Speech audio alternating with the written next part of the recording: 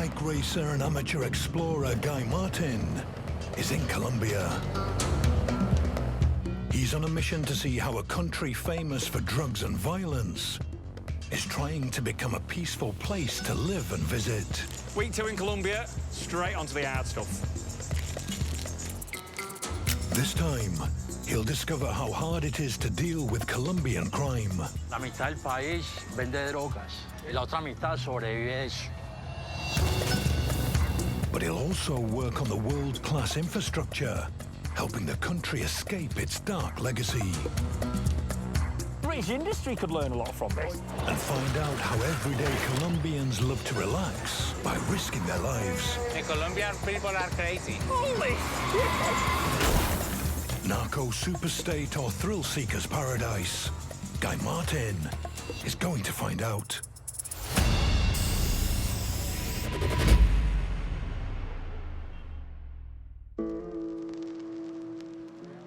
So far, Guy's travels in Colombia have shown that the problems of its past still haunt its present.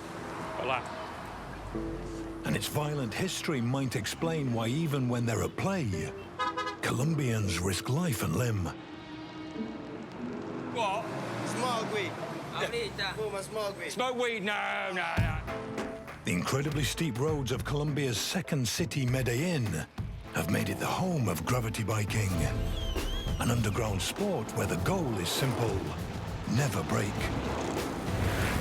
It's fast, dangerous, and so Guy is going to try it. 27-year-old Loco is part of a gravity bike gang and will teach Guy how to ride as fast as possible. Very good. Yo mirando. In the workshop where his gang have taught themselves how to build these unique bicycles. Welding the handlebars up, inline gas fluxer, no goggles, old school. This man knows what he's doing. Nice. Nice. How many years have you been racing? Yo compito desde los 9 años con unos compañeros que ya partieron. Honestly, most of the boys you started racing with are dead. Sí, la mayoría. No, lamentablemente un golpe en esto es mortal. Right. Que personas se chocan, ya logran la muerte o se fracturan o quedan en coma. Hardcore, right. Bit of cutting oil helps so it doesn't take the edge off the drill bit. These boys know what they're doing. I'd raced the motorbikes in Ireland and in England, and I've lost many teammates, many friends, many, but I love it. So that's why I keep racing. So I suppose, is it something the same for you? Do you love the risk? Why? La ventaja de esto es que esto se convierte en una droga tan pesada que muchos de los pelados que cogen esas bicicletas prefieren estar en esto que estar parchados en otras esquinas haciendo y deshaciendo. This is the pure drug. This is the pure drug. Altura. Okay, I've got it. Watch your eyes. Love it. This is mint, this. Down job, mate. That's going nowhere. What is el parcero? Nice. Mate, you've got it. You've got it. Nice job, mate. Nice job. See, so they just made that bracket, drilled a hole in it and welded it on there. Gravity bikes are low and narrow to help aerodynamics, go without pedals so that they can be leant further over, and have extra weight attached to make them descend faster. The heavier the bike is, the greater effect gravity has, which is sort of a rule you can't argue with. Yeah, force equals mass times acceleration. So we can't do a lot about the acceleration because that's the hill, but we can do something about the mass, so that's why we sling a load of weight on. The heavier it is, the faster you will go down the hill. You've got a spanner, yeah, please, mate. Cheers, mate. Ta. Sound, mate. Sound job. After a ritual sharing of scars and metal inserts, Screws in there, and then you see my back. I have a big in my back, you see? Can you still see it? Feo. Guy is finally accepted into the gang. They all load up into a truck, ready to head to one of Medellin's highest roads. The bikes are going in there. We've sort of got a plan, but not really. We're fairly well into this project now. We sort of know you cannot police the Colombian people. Loco, give us a thumbs up. So really, anything could happen. I have no doubt when we're on the flight on the way home, I'm going to be picking me kecks out of my scabs. I think that's going to be, you know, how many bloody wounds on my arsehole. I've done plenty of that.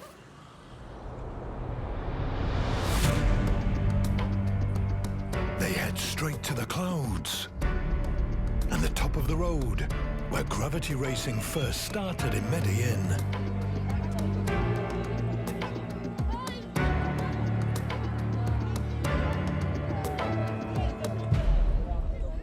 Yeah, we're 2,600 metres, as it is now, twice as high as Ben Nevis, the highest mountain in the UK. So, yeah, we're doing all right, really. Long way to go.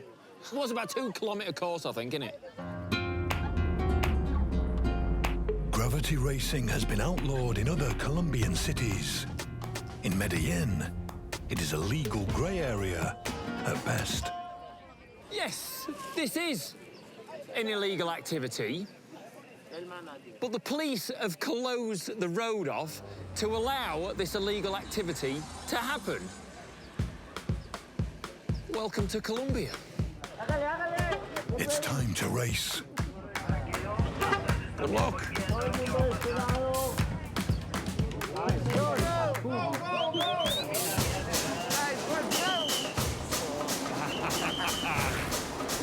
Come on, boys, right, let's have a go then. This is mid. This is mid. You won't be long getting something that's gone wrong, though.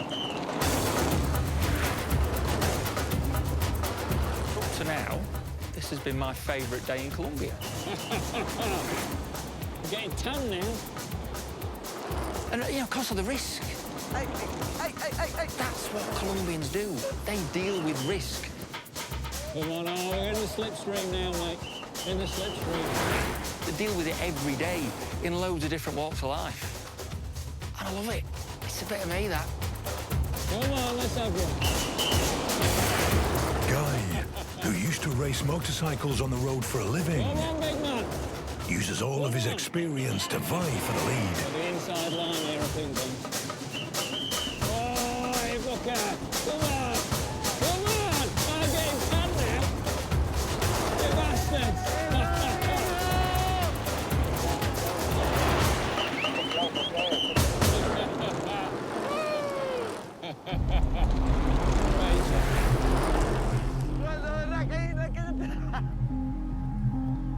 I was leading that, and then they've all tanned me right at the last minute.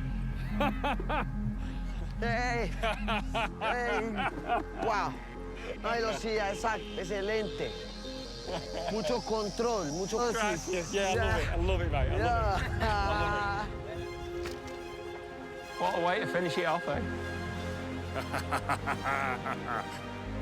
It's a long way down there, mate. What a view. Amazing country, amazing people. That's got to be one of the greatest views in the world. It's got to be. You just got to take a few risks to see it. How very Colombian. Guy's taken Colombia to his heart, but his next stop will put him in the center of the criminal underbelly that it's trying so hard to escape from.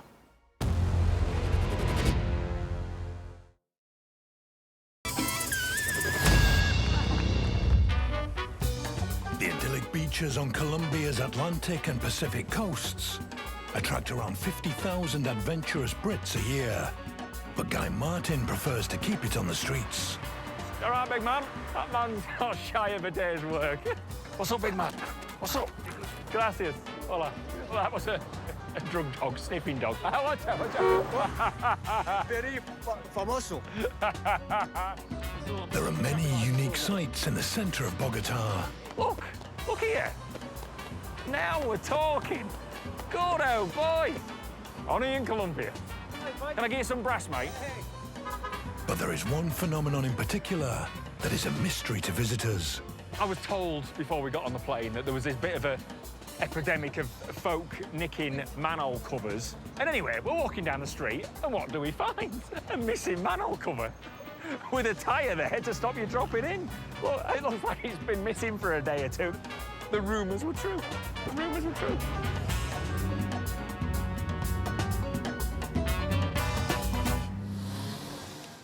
we've got to the bottom of it. Colombians aren't shy of making a quid or two. It's just they're not that bothered if it's legal. What they was doing, hollowed the middle of a van out, and they spend a night driving about nicking steel manhole covers, right? Price of scrap was through the roof. 30 in a night, a ton of manhole covers. Weighing them in for scrap, quid's in. The only problem, we've got loads of open manholes. Folk were falling in there, breaking legs. Kids had fallen out there and got washed out to sea. Cars were getting knackered up driving through open manhole covers. The local government got sorted and said, right, I know what we'll do. We'll make manhole covers that they won't nick. We'll make them out of non-recyclable plastic. And they were still nicking them. So they put GPS sensors in the plastic ones and found out that gangs were selling them to districts where they'd stolen the steel ones the week before. And that is Colombian capitalism for you.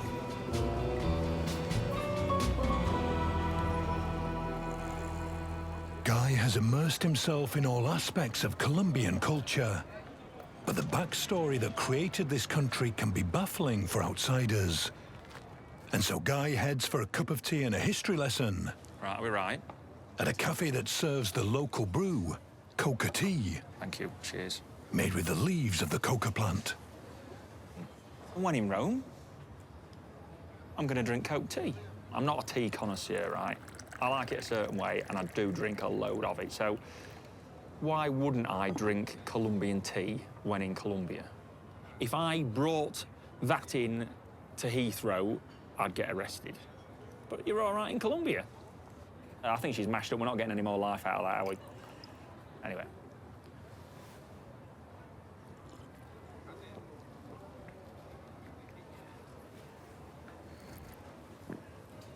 Tastes like green tea.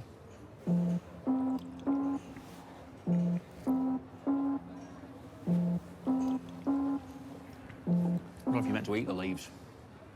Anyway, while we're waiting for this to take effect, I've got a story for you, right? It's not... Right, we're in Colombia, we're in Bogota. Here's me a bit of an history lesson. It's not all about the drugs cartels, right? So we're going to put that there. Let me get this right. It's all right, that is all right, you know. Colombia has been in civil war for the last 50-odd years. I can feel a bit of someone say, yeah. I don't get that from drinking tea. I think something's happening. On the left, we've got the guerrillas, right? They're behind the poor people, the farmers. The left-wing guerrillas, fighting for social justice and trying to overthrow the government, were at their peak in the 1990s and were run like a private army. So we've got the guerrillas on the left. They're trying to overturn these fellas, right? The government, right? Big argument amongst these two here. And then, look, I'm making a good picture of this, right? And then we've got the paramilitaries on the right. The right-wing paramilitaries were employed by wealthy farmers and landowners to defend themselves against the guerrillas. And then we've got... Oh, yeah, that's definitely taking effect. Like a bit light-headed. Right. Excuse me. What are my eyes doing? I've tried to paint a bit of a picture of what's been going on in the last 50 years, just like massive civil war. But what we've got now, for the first time ever in Colombian history, we've got a left-wing government. He was elected in August last year. In essence, what he's trying to do, he's dealing with like 25 illegal gangs. He's trying to get them all to talk to each other to try and make peace of this absolute madness. Good luck, mate. Good luck. So much is happening there. I feel a bit dizzy. Suspecting that coca tea and the history of South American socio-politics don't mix, later that evening, Guy conducts a saliva test to see how powerful the drug really is.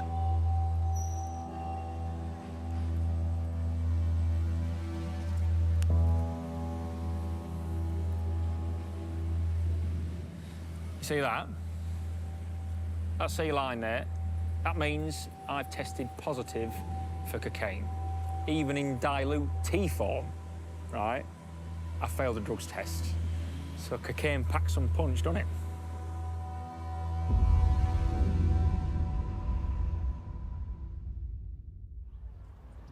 60% of the world's most dangerous cities are in Latin America, Medellin scores highest in terms of risk. It's an international hub of drugs gangs with a ready supply of weapons and people willing to use them.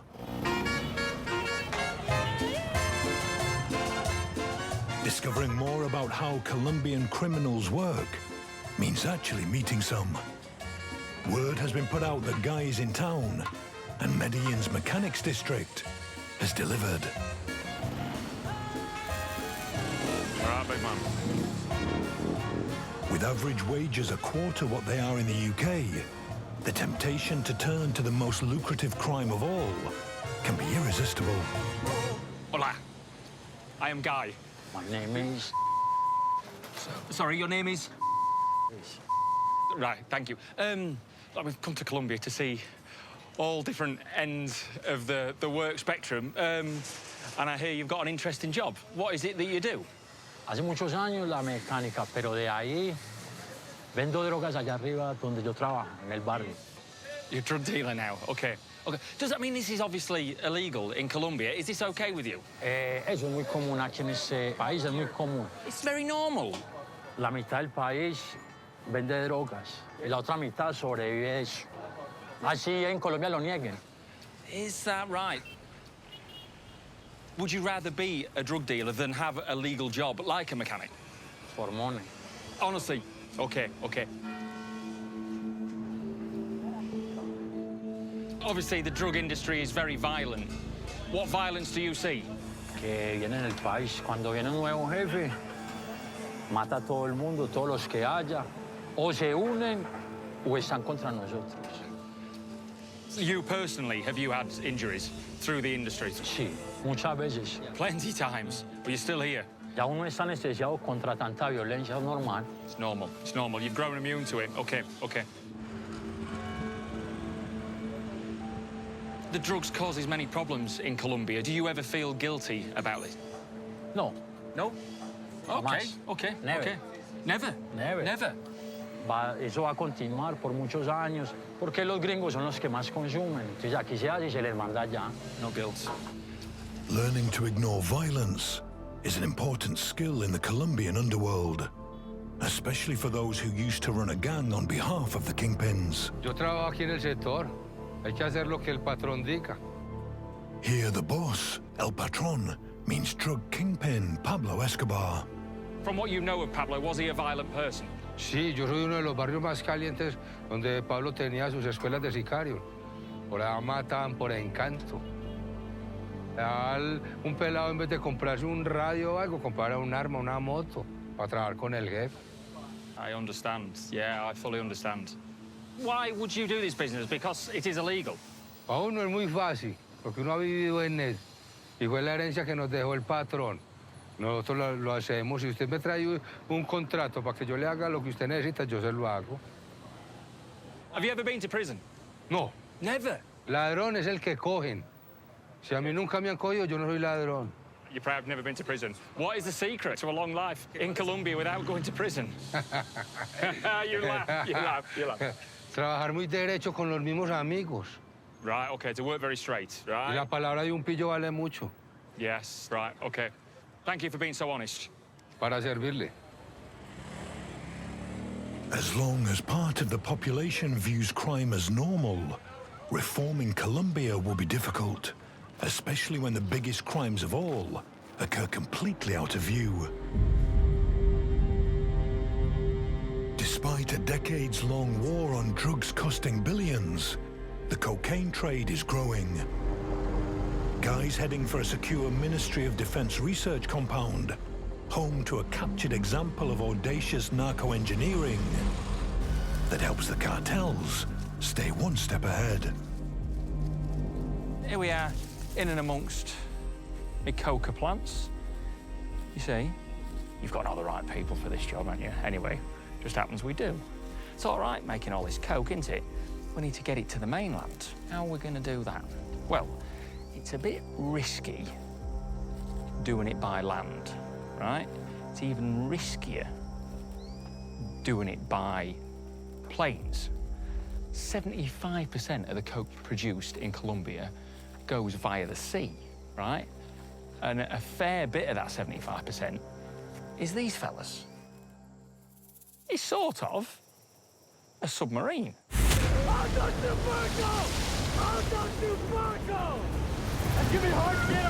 In 2021, 31 narco subs were seized. But hundreds have been stealthily delivering drugs since the 90s.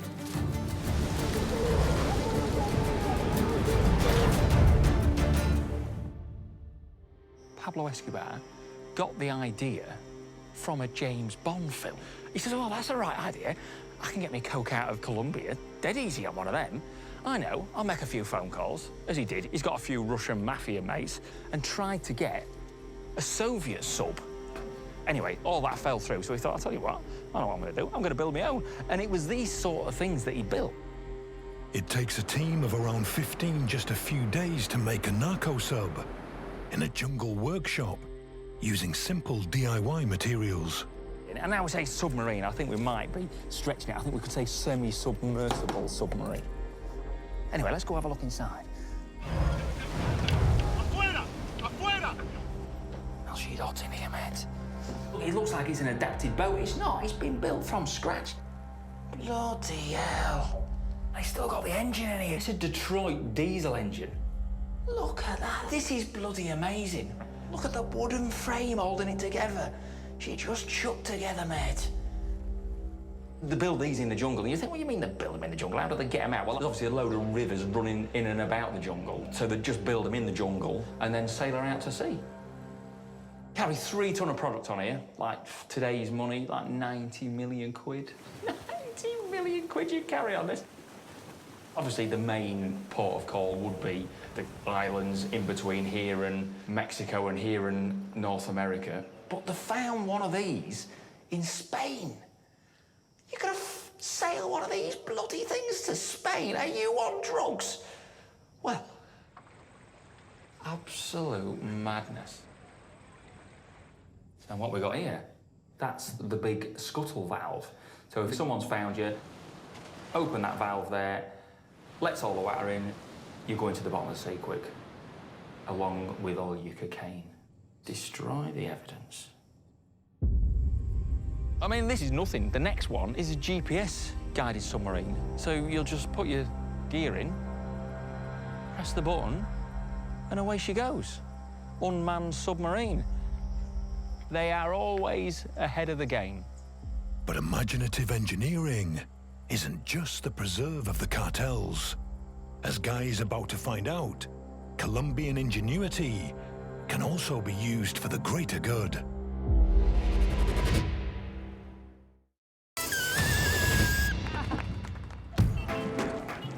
Guy Martin's Colombian adventure has taken him through the cities and jungles of the least safe country in South America. I know what you could do with mates. A day at Skeggy Beach. But wherever he's gone, Good man, good man. he's found plenty to admire that has nothing to do with gangs and violence. He's been welcomed by one of the most ethnically diverse populations on the planet. If I say it is drug-free, I show you and it's free drugs. And he sought out a personal passion that you won't find in any guidebook. Jeremy, we can go have a look in a scrapyard. New engine. Getting the job done. We shouldn't have been here, really. Whenever we've mentioned Medellin, oh, we need security at every touch and turn, we need this, we need... We've got no security, we haven't been advised to come in here, and you just think if you're ever going to meet wrongers, it's going to be in a place like this. And we're here, we're just flat out now into the lads. What's going on, what's happened, what's gone wrong? New pistons, new piston rings. Yeah. Y los casquetes también. New shells. Down, sound as a pound. You know. Don't get it on. Snap-on, yeah. You know Snap-on. De la NASA. Yeah, like NASA. Love it. It's proper. Look here. This is our first sort of touchings on religion since being in Colombia, and it's a very religious nation. Look, side of the truck, we've got the big man on there. Jesus. Do we call him Jesus? Here he is, our man up there. Jesus. New engine? Beautiful. Oh, look at that. Just pimping the engine up. And wherever we go, Colombians genuinely take a pride in what they're doing. Look, he's polishing his engine. Yeah, some nation pride.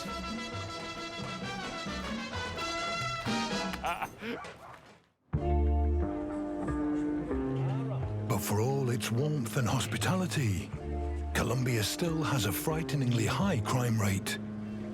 1 in 300 people were robbed in London last year. In parts of Bogota, it was 1 in 12. Seeing what the police have to deal with every day means joining them. And I don't know how you boys and girls have pulled this off, but I'm going to go on a police patrol. Bit nervous, right? Pull up at the police station. Bomb sniffer dogs, right? Yeah, just in case anyone's planting car bombs outside the police station. After a series of corruption scandals, a new focus for the police has been put on health and well-being. This is how they now prepare for the dangerous Bogota beat. Te pedimos, Señor, que en tu nombre, Señor, podamos salir a prestar el servicio con integridad y con transparencia. En el nombre de Jesús. Amén. Alto, al servicio, mar. The early morning shift in the worst area of the city can begin. Guy is led to the police armory to prepare. Yeah, don't make out with that. They're the undercover cops. Don't show your camera there. Hey, keep it down. This is where we get armed up, or all the officers get armed up and get the bulletproof vest. Well, I'm not here to get a gun, I'm here to get a bulletproof vest. In a city that has 400 armed robberies a day, every police officer must carry a gun. It is checked before and after every shift. Big ashtray, there's fag ends in there. Every gun is also cleaned, and Guy's spotted the first way he can help the Bogota Police Department. Can I have a go, please? Can I have a go? Thank you.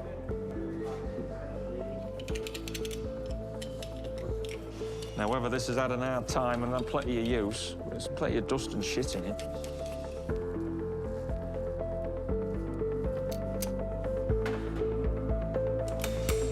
Nice.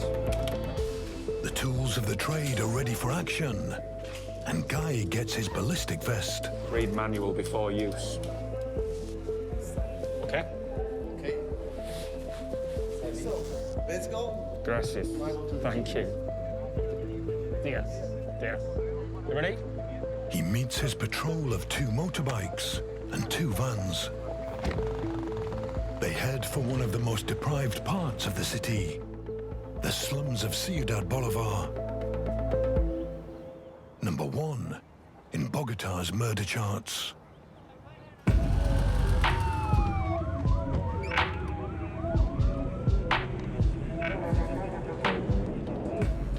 Colombia has one of the world's biggest internal migrant populations.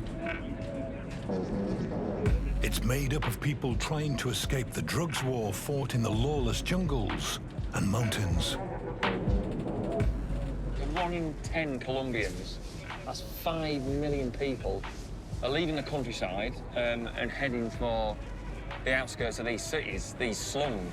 Yeah, massive poverty, and where there's poverty, there's problems. This is one of the more complex situations. We're just going a little bit in. Can we get out?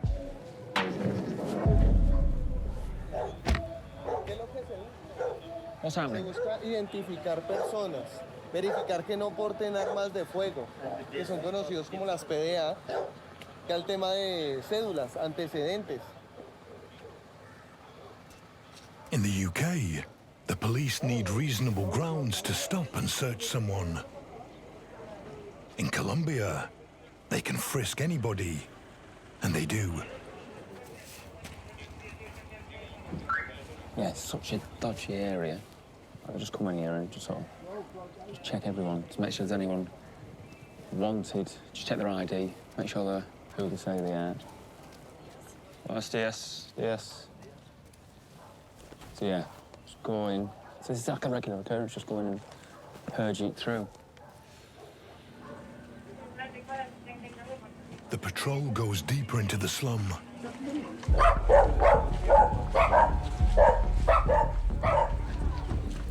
The settlers here find a piece of ground and build a home with whatever materials can be scavenged. We're in the thick of it here, aren't we? Police have come in, smell crack, so they're just having a wander around. Very edgy, that's the word. But look behind you. Look behind you. Nicked electric. Just nicking it. The whole place running on nicked electric. The residents quietly accept the searchers. Ciudad Bolivar is used to this kind of patrol. They're in here every day. They don't want it expanding any nearer the mountain. Just keep on top of it, just show a presence every day. Just to put the fear up.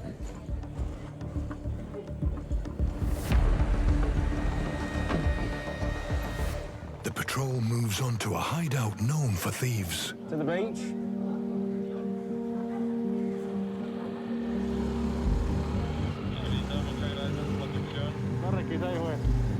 One of the motorcycle units stops a lone man. They decide to search him. This is an area called the beach.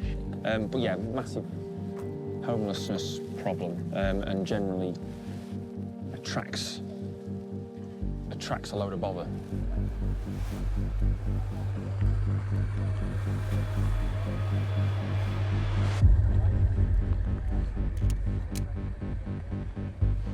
Knife.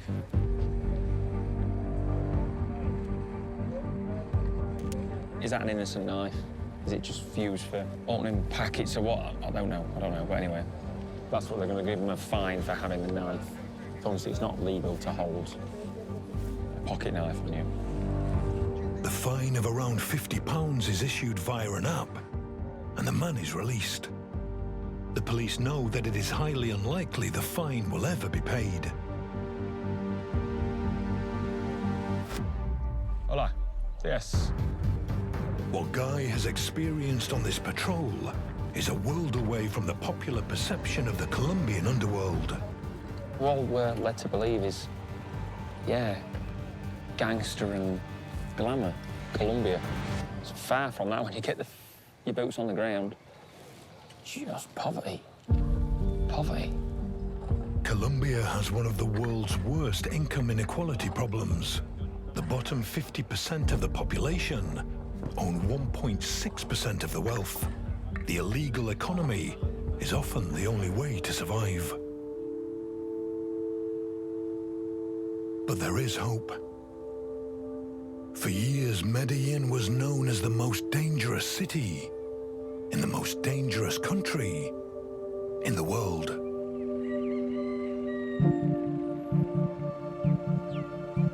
But today, it's winning awards for being the most innovative city in the world.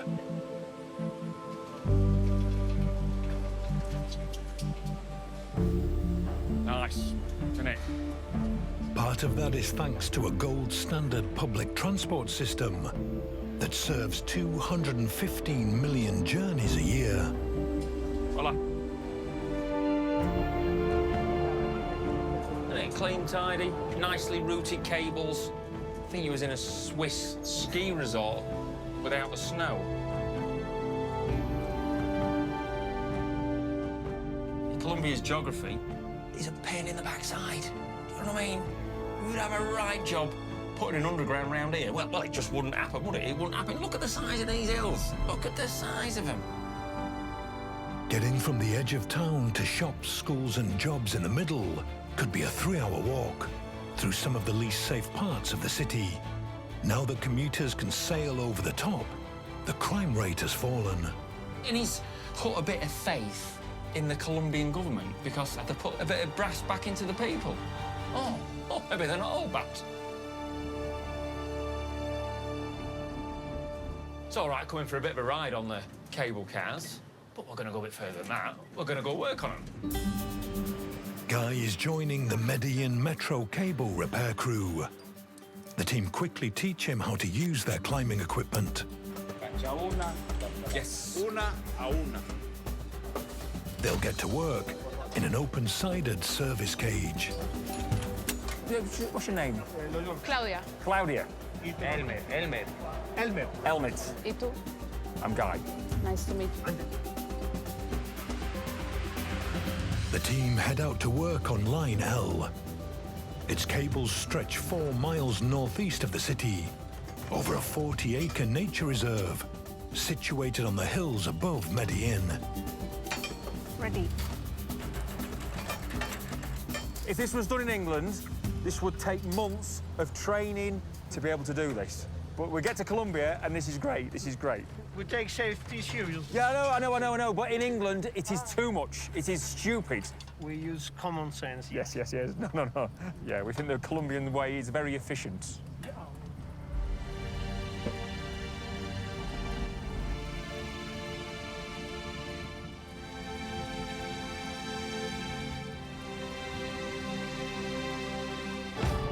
After 10 minutes, they reach the defective pylon. Claudia's not messing about. And Claudia leads the way to the top of the 20-meter tower and its 1,500-volt system. Okay. Okay.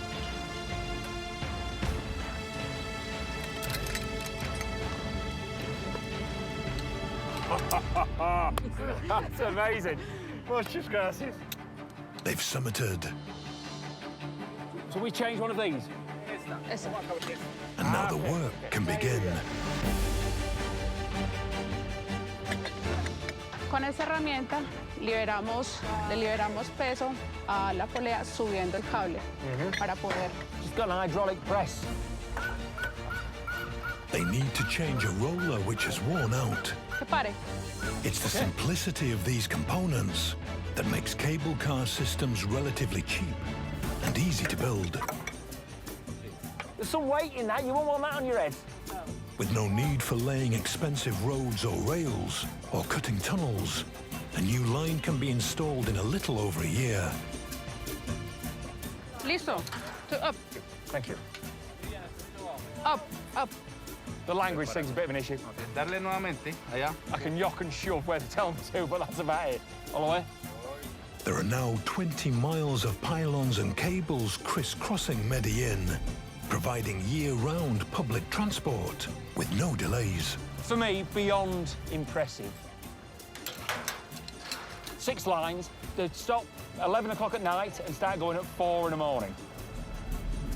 19 hours a day. They run for 19 hours a day. Amazing.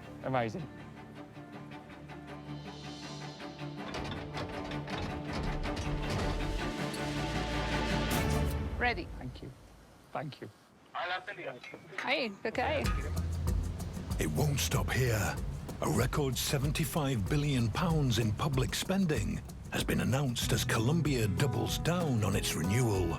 British industry could learn a lot from this. We all know what British public transport's like. No, it's on time, is it? And then if anything needed to happen, it would take a lifetime to do it because of all the red tape surrounding it. You know, we came to Colombia expecting gangsters and riots. This is the other end of the scale. We could take a lot of this information back. Common sense at its finest. Okay. That's got the job done. The metro cable shows the progress Colombia is making in becoming a safer place to live and visit. Although where Guy's heading next shows Colombians aren't ready to give up risk completely.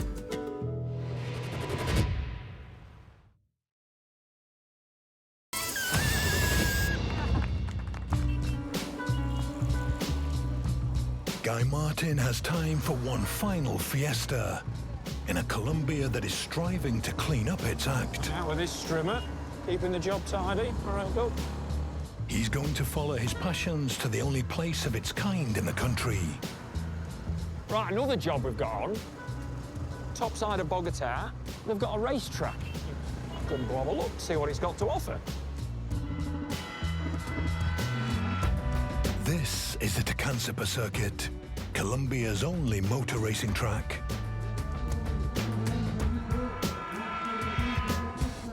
So whenever we're away, we like to get involved in oddball motorsport jobs, and that's what we're going to do.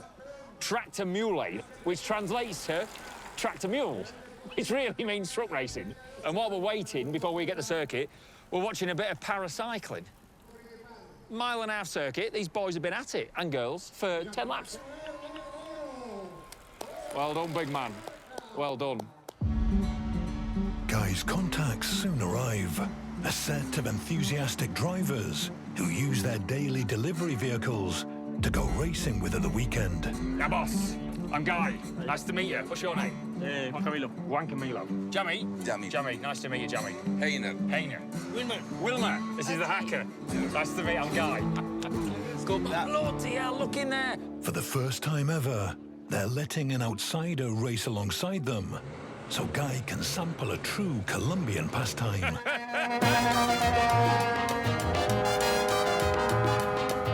In this oil-rich nation, diesel is a third of the price in the UK.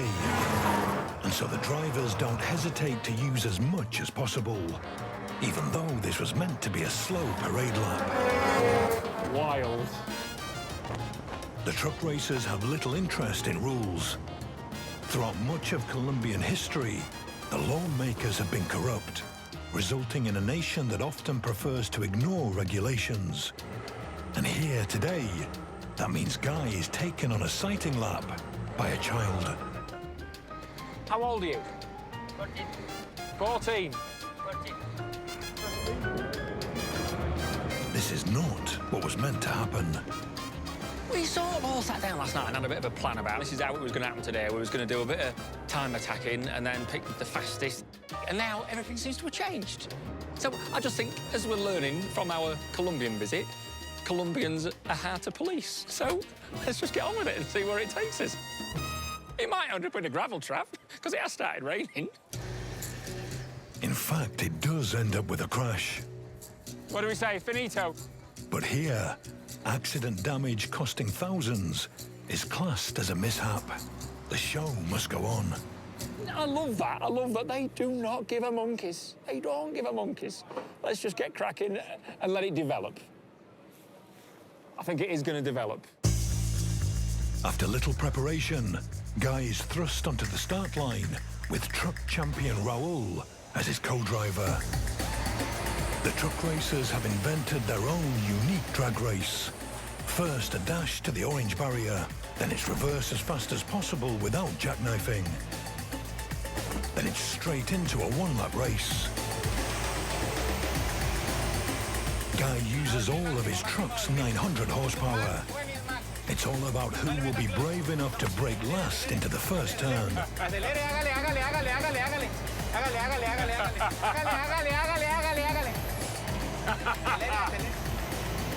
She's smoking! Fuel tankers don't race anywhere else in the world. And in this purely Colombian event, Guy keeps his rival at bay to take the win.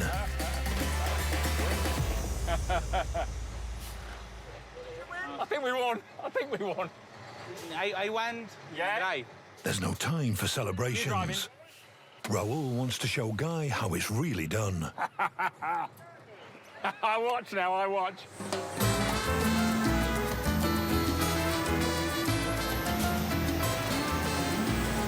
Holy shit! Obviously, I'm treating Ravel's truck with far too much respect. Holy shit! He had it in reverse while we were still going forward. Zero mechanical sympathy. You know, I'm thinking he's going to work in that tomorrow. I'm not going to go and rip the ass out of it. Raul gets in it. Jesus Christ! Four-wheel drifting round there. Like the whole drive axle was drifting. And he's like on the exhaust brake. Blah, blah, blah, blah. Fucking hell! And I'm like, this is very health and safety. Like, you're in there in high vises. I don't know what you're thinking. They're not going to help you.